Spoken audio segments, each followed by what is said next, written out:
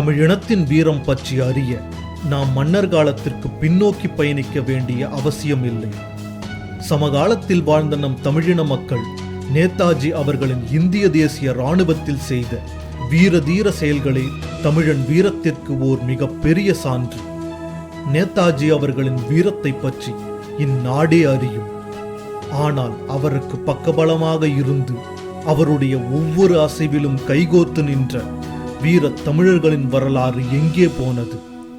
தமிழன் என்ற ஒரே காரணத்தினால் வரலாறு மறைக்கப்பட்டதா? வாருங்கள், மறைக்கப்பட்ட அனைத்தையும் மீண்டும் ஒன்றுவிடாமல் தோண்டி எடுப்போம். இந்திய விடுதலைக்காக நேதாஜி மலேசியாவிலும் பர்மாவிலும் செயல்பட்டார். அவருக்கு அங்கு முழுமையாக உதவி செய்தவர்கள் நம் தமிழின மக்கள். நேதாஜி சிங்கப்பூருக்கு சென்றபோது அவரை அங்கு வரவேற்றவர் சிதம்பரம் என்கிற ஓர் தமிழர். இப்படி நேதாஜியை சுற்றி பல தமிழர்கள் இருந்தனர். ஏன், அவருடைய சமையல்காரர் கூட ஓர் தமிழர்தான். அவர் பெயரோ காளி. நேதாஜியின் இறுதி கடிதத்தை எழுதியவர் திவி என்கிற தமிழர் என்பது உங்களில் எத்தனை பேருக்கு தெரியும்? ஜெர்மனியில் தமிழ் வானொலி நடத்தியவர் திரு நாயுடு. அவர் அக்காலத்தில் பிரான்சில் உள்ள பாரிஸில் உணவு விடுதி ஒன்றை நடத்தி வந்தார். நேதாஜியின் விருப்பத்திற்கு ஏற்ப உணவு விடுதியை மூடிவிட்டு ஜெர்மனியை அடைந்து தமிழ் நிகழ்ச்சிகளை நடத்தினார் திரு நாயுடு. குண்டுமழை பொழிந்த போதும் கூட தொடர்ந்து தமிழ் நிகழ்ச்சிகளை நடத்தினார் அந்த மாமனிதர். 4.5 ஆண்டுகளில் ஒரே ஒரு நாள் மட்டும்தான் நிகழ்ச்சி நடக்கவில்லை என்பது வரலாறு. இந்தியா விடுதலை பெற்றால்தான் ஆசியாவில் மற்ற நாடுகள் உடனே விடுதலை அடைய முடியும் என்று நேதாஜி ஓர் சமயம் அறைகூவல் விடுத்தார். அந்த அறைகூவலோ நம் வீர இனத்தின் காதுகளிலும் விழ தமிழ்நாட்டிலும் மலேசியாவிலும் பர்மாவிலும் இருந்த தமிழின மக்கள் தங்கள் உயிரை சிறிதும் பொருட்படுத்தாமல் இந்திய தேசிய இராணுவத்தில் இணைந்தனர். இணைந்தது மட்டுமல்லாமல் தங்கள் வீர தீர செயல்களால் உயர் பதவிகளையும் அடைந்தனர். அரக்கான் போரில் அன்று பல தமிழர்கள் வீரமரணம் அடைந்தனர். தன் இன்னுயிரை தியாகம் செய்த ஒவ்வொரு தமிழனும் தன் உயிர் போகும் வரை போராடியதாக நேதாஜியிடம் சொல்லுங்கள் என்று அருகில் இருந்தவரிடம் உயிர் பிரியும் வலியோடு கூறிவிட்டு வீர மரணம் அடைந்தார்கள் என்பது வரலாறு. ஒரு காலகட்டத்தில் 600க்கும் மேற்பட்ட தென்னிந்திய இந்திய தேசிய இராணுவ வீரர்களை கைது செய்ய நேர்ந்தது.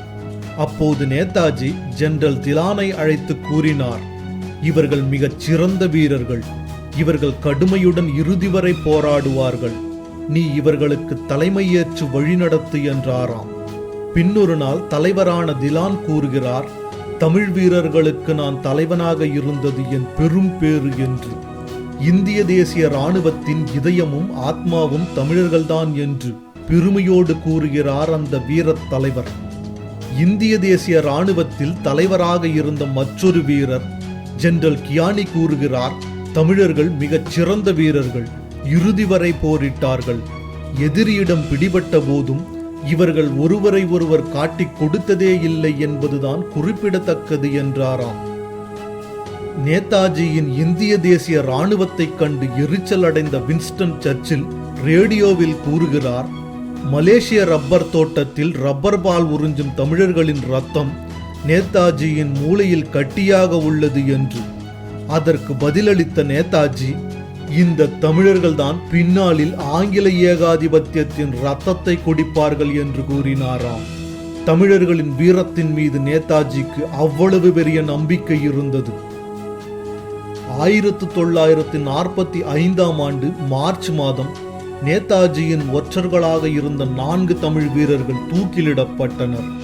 இந்தியா விடுதலை பெற்ற பின்னரும் இவர்களை பற்றி நாம் அறியாதது விந்தையிலும் விந்தை. ஒரு தமிழனாக பிறந்ததால் தான் என்னவோ ராமுத்தேவர், ராமசாமி ஒன்றியார் போன்றோர்களின் புகழ் அறியப்படாமலே போய்விட்டது. தலை சிறந்த படைத்தலைவர்களை உருவாக்க வேண்டும் என்கிற எண்ணத்தில் நேதாஜி 46 வீரர்களை தேர்ந்தெடுத்து ஜப்பானில் உள்ள டோக்கியோவிற்கு இராணுவ பயிற்சி பெற்று வர அனுப்பினார். அதில் ஒரு ஈழத் தமிழர் உட்பட மொத்தம் 16 தமிழ் வீரர்கள் இருந்தனர். இந்திய தேசிய இராணுவத்தில் சேர ஆர்வம் கொண்டு ஒரே நேரத்தில் சுமார் 25,000 தமிழ் வீரர்கள் அணி திரண்டனர். உடல் வலிமை இல்லாதவர்களும் கூட தங்களை இணைத்துக் கொள்ளுமாறு வலியுறுத்தினர்.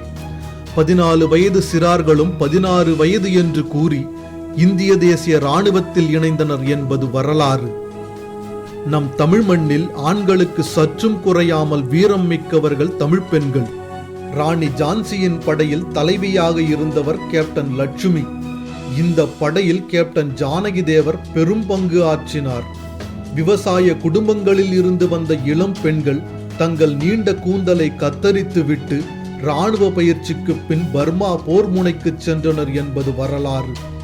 அங்கு அவர்கள் செவிலியர்களாக பணிபுரிய மறுத்து துப்பாக்கி ஏந்தி ஆங்கிலேயருடன் போரிட விரும்பினார்கள். அத்தனை வீரம் மிகுந்த தாய் வழி வந்தவர்கள் நாம் என்பதை நினைவில் கொள்ள வேண்டும். அவர்கள் மார்பில் குடித்த பால் இன்னும் நம் மரபணுக்களில் கலந்திருப்பதை நாம் என்றும் மறந்துவிடக் கூடாது. திருப்பதியில் தங்கத்தாலும் வைரத்தாலும் அலங்கரிக்கப்பட்டுள்ள சிலை முருகர் சிலை என்றால் நம்புவீர்களா? வாருங்கள், சில ஆதாரங்களோடு திருப்பதியை உற்று நோக்கி பார்ப்போம். இது போன்ற மேலும் மறைக்கப்பட்ட வரலாற்று நிகழ்வுகளை அறிந்து கொள்ள பயாஸ்கோப் சேனலை சப்ஸ்கிரைப் செய்யுங்கள். நன்றி, வணக்கம்.